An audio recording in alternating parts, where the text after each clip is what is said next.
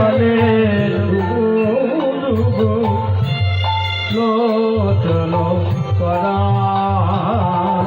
প্রলাপ সন্তাপ ভাব ভাব আদি ভরা প্রলাপ সন্তাপ ভাব আদি ভরা আমার গৌরাঙ্গ কাঁদিছে গো গৌরাঙ্গ কাঁদিছে গো এ যে কাঁদালে কাঁদিতে হয় গৌরাঙ্গ কাঁদিছে গো এই যে কাঁদালে কাঁদিতে হয় আমার গৌরাঙ্গ কাঁদিছে গো এই যে কাঁদালে কাঁদিতে হয় গো চিরাচরিত শাস্ত্রের নির্ণয় কাঁদালে কাঁদিতে হয় গো কাঁদালে কাঁদিতে হয়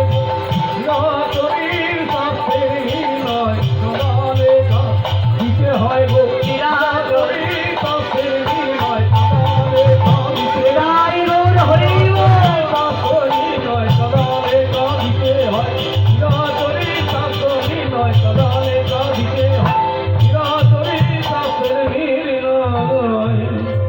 প্রলাপ সন্তাপ ভাব ভাব আদি ভরা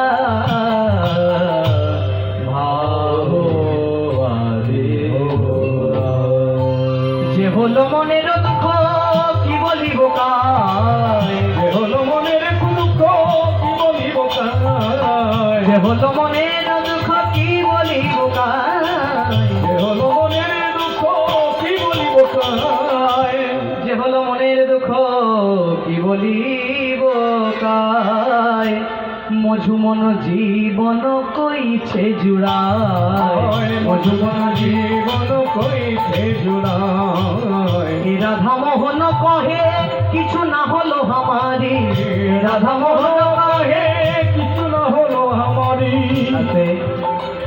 এত সুন্দর গানটা যে লিখেছেন তিনি হচ্ছেন মুর্শিদাবাদের একজন মানুষ, মুর্শিদাবাদের লেখক, মুর্শিদাবাদের পদকর্তা। এই সুন্দর গানটা যে লিখেছেন রাধামোহন ঠাকুর, তাকে দেওয়ার মতো আমাদের কাছে কিছুই নাই। মনে করুন ঈশ্বরচন্দ্র বিদ্যাসাগর, তিনি আমাদের বর্ণ পরিচয় দিয়েছেন, অ কথা বলতে শিখিয়েছেন, লিখতে শিখিয়েছেন। আপনি যদি বলেন ঈশ্বরচন্দ্র তোমায় যদি এখন কাছে পেতাম 200 টাকা পুরস্কার দিতাম, এটা তো সম্ভব নয়। তিনি আমাদের যা দিয়েছেন এটা আমাদের কাছে অনস্বীকার্য এবং তার মূল্য কোনোদিন আমরা দিতে পারবো না। তার জন্য তাকে শ্রদ্ধা প্রণাম দিতে হয়। বৈষ্ণব জগতের পদকর্তারা আমাদের যা দিয়েছে তার মূল্য আমরা কোনোদিন দিতে পারবো না।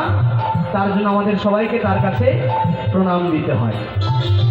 প্রণমী ওই চরণে, প্রণমী ওই চরণে, প্রণমী ওই চরণে, প্রণমী ওই চরণে, এইবারে লীলা প্রকাশ হলো, এইবারে লীলা প্রকাশ হলো, চাঁদ বদনে হরি বলো, এইবারে লীলা প্রকাশ হলো, চাঁদ বদনে হরি বল। বলে আর তো গোপন রইল না রে, চাঁদ বদনে হরি হরি হরি বল।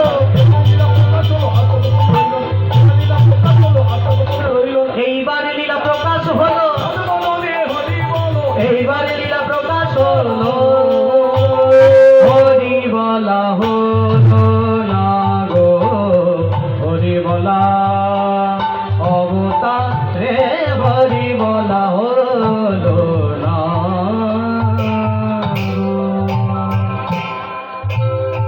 বলো বৃন্দাবনে ধাম কি, চলুন যাই বৃন্দাবনে সুন্দর একটা গান গাইতে গাইতে।